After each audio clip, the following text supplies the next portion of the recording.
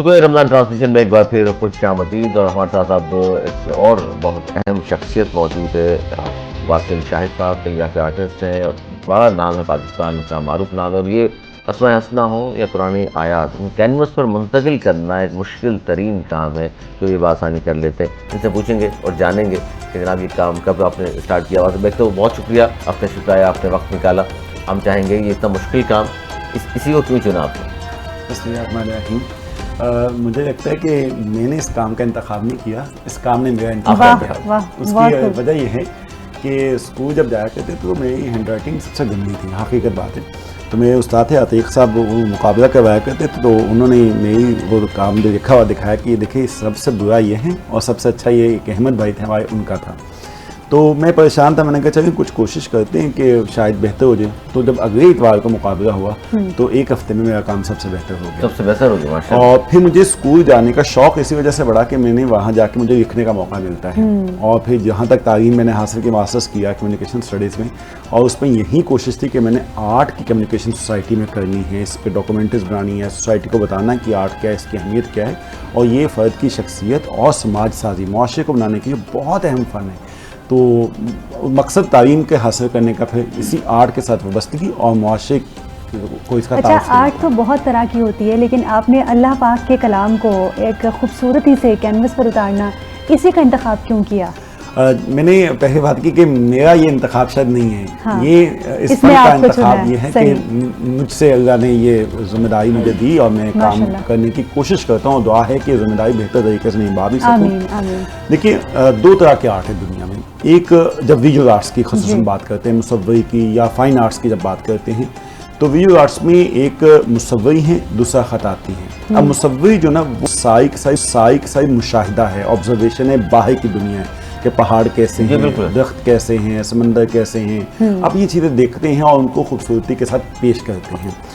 جو خطاطی ہیں یہ باہر کا نہیں ہے، ظاہر کا نہیں ہے، یہ باطن کا سفر ہے، یہ اندر کا سفر ہے۔ اس میں مشاہدہ بھی کام کرتا ہے، لیکن مشاہدے سے زیادہ مجاہدہ ہے۔ آپ نے اندر سے اپنی امیجنیشن کا بھی استعمال کرنا ہے اور روحانیت کا بھی سفر کرنا ہے، اور یہ یقیناً ہوتا ہے، کیونکہ یہ کوئی مادے کی شکل تو نہیں کہ درخت آپ نے ساری زندگی دیکھا تھا، آپ کو پتہ ہے کہ پتوں کا رنگ یہ ہوتا ہے، اس طریقے سے اس کی شکل ہوتی ہے اور آپ بنا رہے ہیں، ایسا نہیں ہے، بلکہ یہ خود سے آپ کی اس کی شکلیں، ان کی کمپوزیشنز، ان کی پریزنٹیشن خود سے کام کرنا پڑتا ہے۔ واصل شاہد صاحب، شروع کس کی شاگردگی اختیار کی، کس سے سیکھا؟ ابتدائی طور پہ تو ایسے شوق تھا، بھائی نے کچھ رہنمائی کی تھی بڑے بھائی نے کہ اس طریقے سے کرنا ہے، لیکن باقاعدہ جو ہے وہ مجھے اس طریقے سے سیکھنے کا موقع نہیں ملا، چونکہ میری اسٹڈیز جو ساری سائنسز میں تھی، میں اسپیس سائنس اور یہ پڑھتا رہا، لیکن استاد محمد علی ظاہر صاحب میں بہت خوش نصیب ہو کہ وہ میرے استاد بھی ہیں اور انسپریشن بھی ہیں، لاہور سے ان کا تعلق ہے، بہت بڑا نام ہے اور بہت خوبصورت کام ہے۔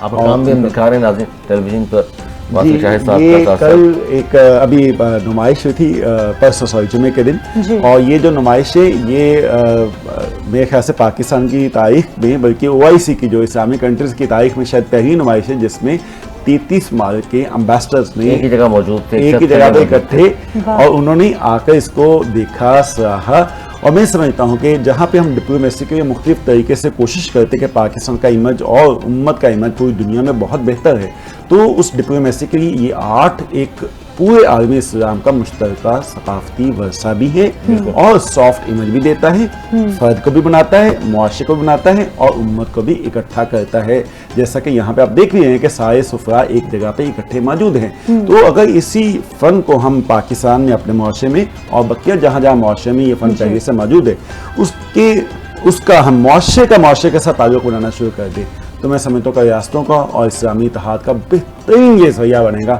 اور اس کی ہمیں کوشش کرنی چاہیے، ریاست کو اس پہ سنجیدگی کے ساتھ سوچنا چاہیے، حکومت کو، اور اگر یہ کرتے ہیں تو میں سمجھتا ہوں کہ اس فن کے ذریعے ہم ایک اتحاد کا جو نا بہترین موقع حاصل کریں گے۔ بالکل حاصل کیا جا سکتا ہے، اور دوسرا ظاہر بڑا مشکل فن ہے، بہت سارے لوگ تو شاید ہوتا ہے نا کہ پتھر کو بھاری دیکھ کر چوم کر چھوڑ دیتے ہیں، تو اس طرف اس لیے بھی نہیں آتے، لیکن آپ نے اس طرح وہ جملہ ادا کیا کہ جی اس فن نے مجھے منتخب کیا ہے، آپ نے اس کو منتخب نہیں کیا، شاید اس لیے تعداد کم ہے. وہ کہتے ہیں نا کہ شوق اور عشق جب ہو تو پھر کوئی چیز مشکل نہیں ہوتی. اگر شوق نصیب ہو جائے تو سب سے پہلی بات یہ کہ نا شوق اگر ہے سلامت تو پھر بڑے سے بڑا سفر ہو جاتا ہے, پھر کچھ ناممکن نہیں. اچھا واصل یہ بتائیے کہ کتنے سالوں سے آپ کر رہے ہیں, کیونکہ آپ کا جو کام ہم ناظرین کو بھی دکھائیں گے, لیکن ابھی جب آپ لے کے آتے ہیں کیلیگرافی کچھ پیسز تو ان میں ہم نے دیکھا کہ بہت ہی ماشاءاللہ منفرد اور بہت ہی خوبصورتی سے نفاست سے آپ کا بنایا ہوا کام ہے. تو کتنے سالوں کی محنت درکار تھی یہ کام بنانے کے لیے؟ میں نے اپنی جو پہلی نمائش ہے وہ تو 2007 میں کی تھی, ابھی میں اسٹوڈنٹ تھا تو گورنمنٹ کالج یونیورسٹی لاہور میں نے Sufism mysticism through the art of calligraphy بابا بلیہ شاہ کی جو شاعری میں حروف استعمال ہوئے تھے, ایک کو رفت درکار ایک نقطے وچ گل مکتی, وہ نقطہ ہے کیا, الف کی کیوں بات ہے, تو میں نے پھر اپنا تھیسس جو نا وہ پیش کیا تھا. اس کے بعد پھر میں نے دوبارہ سے ریسرچ کی, کام کرتا رہا تو گولڈ ریف مجھے لگا یہ سونے کا ورک استعمال ہوا ہے, اس پہ کام کرنا چاہیے. تو پھر گولڈ ریف کے ساتھ پہلی نمائش کافی عرصے کے بعد اس کے 2015 میں کی, اور اس کے بعد سے ہر سال نمائش کا انعقاد کرتا ہوں قومی سطح پہ یا پاکستان سے باہر. پاکستان سے باہر کہاں کہاں نمائش کیا؟ سعودی عربیہ میں ایک وہ ہماری مشترکہ کافی فنکاروں کی تھی, اسی طریقے سے OIC کے پلیٹ فارم پہ الجزائر میں, وہاں پہ میں خود بھی پاکستان کو نمائندگی کر چکا ہوں, وہاں جا چکا ہوں, اور کافی ممالک میں. اور اس سے بڑھ کر یہ کہ 2017 میں الحمدللہ میں نے خود پاکستان میں ایک ایسی نمائش کا انعقاد کروایا جس میں 34 ممالک کے جو خطاط تھے وہ پاکستان تشریف لائے, اور یہ پاکستان کی تاریخ میں پہلی دفعہ ایسا ہوا. 2017 اگست میں وہ نمائش تھی جس میں ترکیہ کے بہت عظیم خطاط داؤد بختار صاحب وہ بھی تشریف لائے تھے, الجزائر سے, موراکو, تونیزیا, ایران, سعودی عربیہ, سب ممالک سے. اور میری اعزاز کی بات یہ کہ وہ میرا آئیڈیا بھی تھا اور الحمدللہ اس کو میں نے کیوریٹ بھی کیا تھا, آرگنائز بھی کیا تھا. اچھا آپ نے اس سے پہلے ہمیں ایک بات بتائی کہ آپ کا آرٹ ورک کہاں کہاں پہ آپ نے بتایا لگا ہوا ہے, میں چاہوں گی وہ بات ریپیٹ کریں, وہ بہت ہی. جی الحمدللہ کہ میری یہ سب سے بڑی سعادت ہے, خوش نصیبی ہے, اور یہ قبولیت ان کی طرف سے کہ حضرت امام حسین علیہ السلام کے روضہ مبارک کے ایک مقام ہے وہاں پہ, مقام صاحب الزمان, جس کے بارے میں یہ تسلیم کیا جاتا ہے کہ حضرت امام مہدی علیہ السلام آپ وہاں پہ تشریف لائیں گے.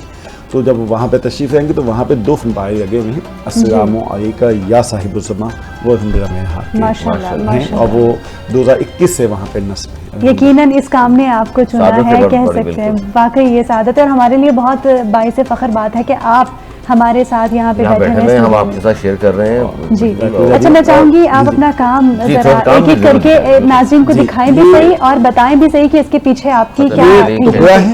اور تگرا جو ہے یہ بنیادی طور پہ ترکوں کا انداز ہے, یہ جو تگرا ہوتا ہے, اور یہ پہلی دفعہ جو خلافت عثمانیہ ہے اس کے جو خلیفہ دوئم تھے حمید الدین صاحب, انہوں نے اپنے نام کی مہر کے طور پہ بنوایا تھا. تو بعد میں پھر خطاطین نے کوشش کر کے اس میں آیات بھی لکھی, بسم اللہ سب سے معروف اس میں لکھی جاتی ہیں, اور یہ جو تگرا کا انداز ہے یہ ترک خطاط ہے حامد الحمدی صاحب, یہ ان کا انداز ہے, اس انداز میں تگرا کو پیش کیا ہے. اور پاکستان کے اگر پرانے سکے دیکھیں, جب وہ 5 روپے کا 10, اب تو اس میں تو نہیں 2 روپے کا 1 روپے کا سکہ باز کر, تو اس کی بیک سائڈ پہ حکومت پاکستان وہ اس انداز میں لکھا تھا.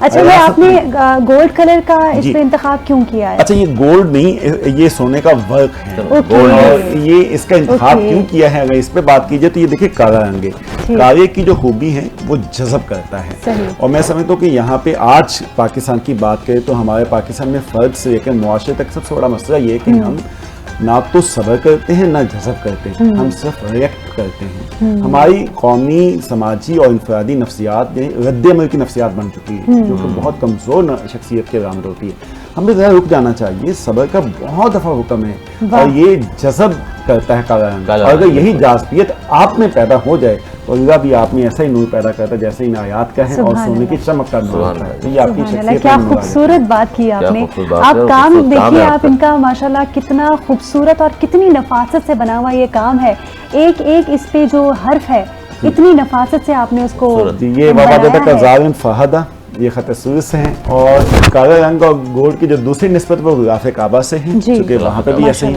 یہ ہے لا الہ الا انت سبحانک انی کنت من الظالمین. اچھا یہ خط سوز ہے جو غلاف کعبہ پہ بھی جس پہ خطاطی ہوتی ہے, اور اس میں ایک بات یہ بتانا چاہتا ہوں, یہ خط تو بہت مشکل ہے, سیکھنے میں بہت وقت درکار ہوتا ہے, 3 سے 5 سال لگ جاتے ہیں اگر کوئی ابتدا سے شروع کرے تو یہ اس خط کو سیکھنے کے لیے. پھر اس کی جو کمپوزیشن کی جاتی ہے کہ کون سا لفظ کس شکل میں کہاں پہ کیسے رکھنا ہے, اسپیس کو مینیج کرنا سارے کا سارا, یہ بھی اتنا ہی مشکل کام ہے, بلکہ اس سے بھی زیادہ مشکل کام ہے جتنا خط مشکل ہے. اچھا یہ بتائیے گا کہ ایک آرٹ پیس جو آپ نے یہ آیت کریمہ لکھی ہوئی ہے, یہ ایک بنانے میں آپ کو کتنا وقت لگتا ہے؟ اس میں دو مرحلے ہوتے ہیں. ایک ہوتا ہے پہلا کمپوزیشن کا. کمپوزیشن میں بعض کا ایک ہفتہ لگ جاتا ہے, بعض کا ایسا کہ مہینہ لگ جاتا ہے. مجھے ایسی کمپوزیشن میں نے کی جس میں مجھے 2 مہینے سے بھی زیادہ کا وقت لگتا تھا. لیکن جب ایک دفعہ کمپوزیشن فائنل ہو جائے, ہم اسے کہتے ہیں قالب بن گیا ہے. قالب یعنی بن جاتا ہے, عام لفظ میں ڈرافٹ کے لیے بھی. پھر اس کے بعد جب اس کو فائنل کرنا نا, وہ پھر 1 سے 2 دن میں آرام سے کام ہو جاتا ہے. اصل کام پہلے اس کی کمپوزیشن کرنا ہے. اور جتنا ہی آپ کام دیکھ رہے ہیں یہ الحمدللہ میری اپنی ذاتی کمپوزیشن سے, یہ کسی کا وہ کہتے ہیں کہ کاپی کرنا یا کسی گوگل سے, یہ وہ نہیں, ساری کے ساری میری اپنی کمپوزیشن. آپ دیکھیں یہ نستعلیق کے ٹرکش انداز ہے, اس میں بھی میں نے اپنی کمپوزیشن کی کوشش کی. دیکھیں بسم اللہ کا نقطہ بڑا کر کے لکھا, اس کے بھی پس منظر ہے, اور یہ رحمان الرحیم کے تینوں نقطوں کو ایک ساتھ اکٹھا کر دیا. اور بڑا کر کے لکھنے کا مقصد یہ تھا کہ قرآن پاک کے حوالے سے ایک روایت آتی ہے کہ جتنی کائنات کا علم ہے وہ قرآن پاک میں موجود ہے. اور قرآن پاک کا جو سارا علم ہے اس کا سارا راز جو سورہ فاتحہ ہے, اور سورہ فاتحہ کے سارے علم کا جو راز ہے وہ بسم اللہ الرحمن الرحیم. اور بسم اللہ کا سارا علم جو ہے وہ با میں ہے, اور با کے سارے علم کا جو راز ہے وہ اس کے نقطے میں. اور مولانا فرماتے ہیں کہ وہ نقطہ میں ہوں, اور اسی وجہ سے بلے شاہ کہتے ہیں ایک نقطے وچ گل مکدی, اچھی گل بھی کدی رکدی. تو یہ نقطہ بڑا کرنے کا مقصد یہ تھا کہ نقطے کو بڑا کر کے لکھا ہے, کیونکہ آپ نے فرمایا کہ وہ میں ہوں, اور مولا علی آپ بھی بہت زبردست قسم کے خطات تھے. بہت ہی خوبصورتی سے آپ اپنی آرٹ کو بیان کریں, یقین کریں. میں جزاک اللہ, بہت شکریہ. یہ ہے ان اللہ مع الصابرین. اب اس میں دیکھیں ہم جب کمپوزیشن کرتے تو اسم اللہ کے اوپر کوئی اور لفظ نہیں ہم نے لکھنا. یہ ہم نے بڑا یہ ادب ہوتا ہے نا ہر لفظ کا, جیسے الفرد کا ہوتا ہے کہ یہ عہدے ہوتے ہیں کہ یہ اس کا عہدہ یہ بڑے عہدے پہ, یہ سیکرٹری یا جوائنٹ سیکرٹری, ڈپٹی سیکرٹری چھوٹے. اسی طریقے سے الفاظ کی بھی معنی اور توانائی ہوتی ہے, تاثیر ہوتی ہے. تو کائنات کے خالق اللہ اور اسم اللہ کے اوپر ہم کوئی اور لفظ نہیں لکھ سکتے. تو ہمیں کمپوزیشن میں توازن کے ساتھ ساتھ الفاظ کا جو ادب ہوتا ہے اس کا بھی بہت خیال رکھنا ہوتا ہے. یہ ہے نور نگا نور, یہ بھی میری ابھی ریسنٹ ڈیز کی کمپوزیشن ہے. اب اس میں خاص بات یہ کہ دونوں طرف سے لکھا ہے, اس کو محفوظ کہتے ہیں. لیکن اب اگر پڑھنا شروع کرے تو یہ دیکھیں نور اگا نور, اگر ہم اس کو ریورس پڑھ سکتے تو بھی پڑھ سکتے ہیں نور نگا نور. ایسے ہی نور اگا نور, نور نگا نور, پھر ایسے نور اگا نور, نور اللہ. اچھا, ہمارے فون میں ایک مرر کا ایفیکٹ آتا ہے, ایسا لگ رہا ہے, یہ تو obviously آپ نے ہاتھ سے بنائی ہے, لیکن ایسا لگ رہا ہے اتنی خوبصورتی سے, اتنی نفاست سے آپ نے بنایا کہ لگ رہا ہے کہ یہ آپ نے مرر ایفیکٹ دیا. اور اس پہ آپ جہاں سے مرضی پڑھیں گے نور نگا نور پڑھا جاتا ہے. اوپر سے پڑھیں, نیچے سے پڑھیں, دائیں سے پڑھیں, بائیں سے پڑھیں, ایسے پڑھیں, یوں پڑھیں, ایسے پڑھیں, جدھر سے مرضی پڑھیں, یعنی ہر طرف اس کا نور ہے. تو اس کو پڑھنے کا انداز بھی کہ آپ جدھر سے مرضی اس کو پڑھنا شروع کریں, یہ نور اللہ نور ہی پڑھا جائے گا. اور یہ ہے ہو اللہ ہو, یہ معکوس ہے اس پہ ہوں, لیکن ہم اسم اللہ کو کبھی معکوس کر کے نہیں رکھتے. جو بھی خطاطی سیکھنے کی کوشش کرتے ہیں کبھی معکوس میں کام کریں تو ان سے گزارش ہے کہ اسم اللہ کو کبھی بھی معکوس نہیں کرتے. اگر بسم اللہ الرحمن الرحیم معکوس لکھے تو اس میں اسم اللہ ایک دفعہ لکھیں, بقیہ سب ہم 2 دفعہ لکھ سکتے ہیں, لیکن اسم اللہ کو معکوس کر کے نہیں لکھا جا سکتا. یہ ایک آپ کے سامنے کام ہے جی, ناظرین نے بھی دیکھا ماشاءاللہ. نہیں بہت ہی خوبصورتی سے آپ نے بنایا. اور جس طرح اچھا آپ کی بنانے کی جو ایک پاور ہے وہ تو اللہ نے آپ کو دی ہی ہے, ایک فن آپ کو اللہ نے دیا ہے, لیکن جتنی خوبصورتی سے آپ نے اپنے فن پاروں کو بیان کیا, آپ نے اپنی آرٹ کو بیان کیا, یقین کریں وہ اس سے بھی زیادہ شاید خوبصورت. اچھا, میں یہاں پہ گزارش کرنا چاہوں گا, چونکہ خطاط ہوں نا, تو خطاط کا کام الفاظ کے ساتھ ہوتا ہے. صحیح. تو جو فن ہوتا ہے نا, یہ میں سمجھتا ہوں تخلیق پاور سے نہیں ہوتی. صحیح. یہ طاقت جو نا, وہ طاقت جو اس سے حکومت چلائی جا سکتی ہے, ریاست کا نظام یا معاشرے کا کنٹرول کیا جا سکتا ہے, جبکہ تخلیق کا جو عمل ہوتا ہے نا, یہ طاقت کی بجائے محبت سے ہوتا ہے. صحیح. تو یہ اللہ کی عطا ہوتی ہے. تو میں سمجھتا ہوں کہ ہمیں نہ تو طاقت کی ضرورت ہے نہ پاور کی طرف ہم جاتے ہیں, ہم محبت کا پیغام لے کے آتے ہیں کہ معاشرے کے اندر محبت عام ہونی چاہیے. اور تخلیق ممکن ہی محبت سے ہوتی ہے. Art is a by product of love, and calligraphy art جب اس کی بات کرتے تو یہ محبت سے زیادہ عشق اور عشق سے زیادہ تعلق سے ممکن ہو پاتا ہے. بہت ہی خوبصورتی سے آپ چاہیں گے کہ نعت رسول مقبول کی جانب پڑھیں اور زحمت دیں. ہمارے موجود ہیں یہاں پر ہمارے نعت خوان موجود ہیں یہاں پہ, محمد علی ثانی صاحب. جی, ملتمس نعت رسول مقبول صلی اللہ علیہ وسلم. جی, صلی اللہ علیہ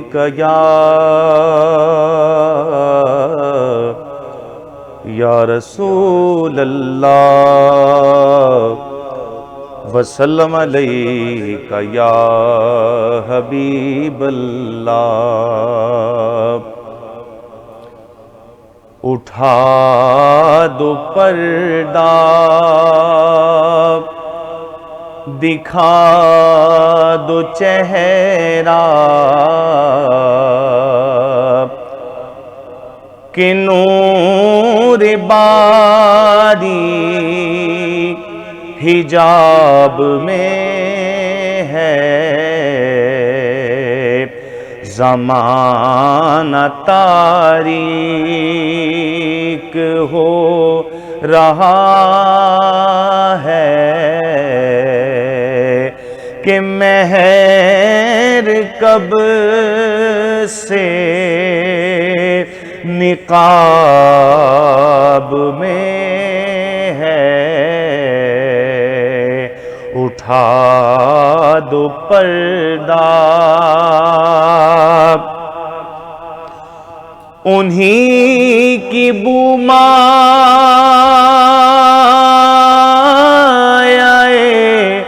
سمل ہے، انہی کا جلوہ چمن چمن ہے، انہی کی بو مایائے سمر ہے، انہی کا جلوہ چمن چمن ہے، انہی سے گلشن مہک رہے ہیں، اور انہی کی رنگت گلاب میں ہے، وہ گل ہے لبہائے نازک ان کے، ہزار جھڑتے ہیں پھول جن سے، وہ گل ہے لبہائے نازک ان کے، ہزار جھڑتے ہیں پھول جن سے، گلاب گلشن میں دیکھے بلبل، یہ دیکھ گلشن گلاب میں ہے، گلاب گلشن میں دیکھے بلبل، یہ دیکھ گلشن گلاب میں ہے، کریم اپنے کرم کا صدقہ لئیم بے قدر کو نہ شرما، تو اور رضا سے حساب لینا،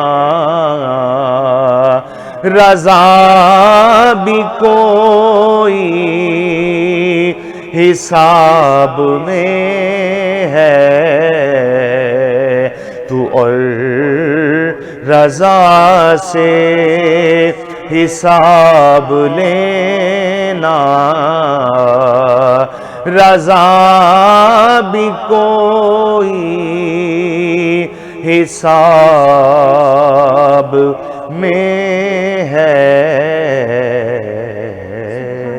سبحان اللہ، بہت ہی خوبصورت آواز کے ساتھ بہت ہی خوبصورت کلام آپ نے پیش کیا، اللہ پاک آپ اس کا اجر دے۔ تو ایک بار پھر سے واصل آپ کی جانب آنا چاہیں گے، آپ نے ابھی جتنے بھی اپنے آرٹس دکھائے ہمیں، جتنے بھی آپ نے اپنے پیسز دکھائے، اس میں سب میں بلیک کلر प्रोमिनेंट है, ब्लैक का ही इस्तेमाल किया है, क्या आप इसके अलावा भी किसी कलर पे काम करते जी हैं? जी बिल्कुल, एग्जीबिशन जब की जाती है तो उसमें मेरी कोशिश ये होती है कि उस थीम के मुताबिक काम किया जाए। सही।